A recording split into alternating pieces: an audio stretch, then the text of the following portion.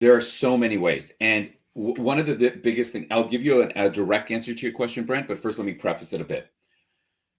There's enough ideas in the world. We don't need more ideas. We need more tactics to execute on ideas.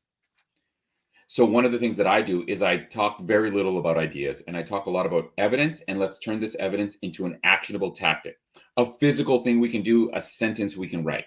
So let me give you a couple of quick tactics right now for you and your audience.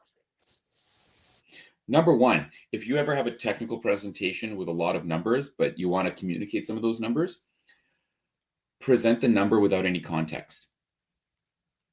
Like show a slide with like 96. Everyone's going to look at like, what does this mean? And you're like, does anyone know what this number means? You can right away.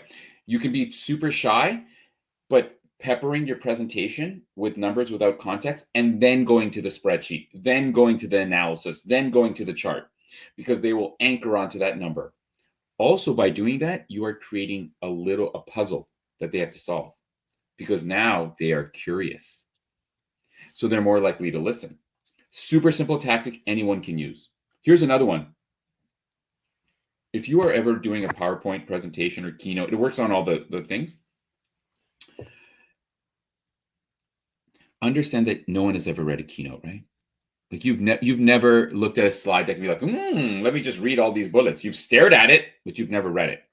The problem is when you're staring at it, you're not really listening to the speaker. So then you don't really know what the speaker's talking about. So you kind of tune out until the next slide.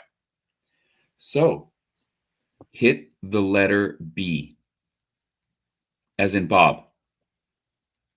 When you hit the letter B on any slide, and anyone listening right now, do this. Open up a PowerPoint and run the presentation. Like put it into presentation mode.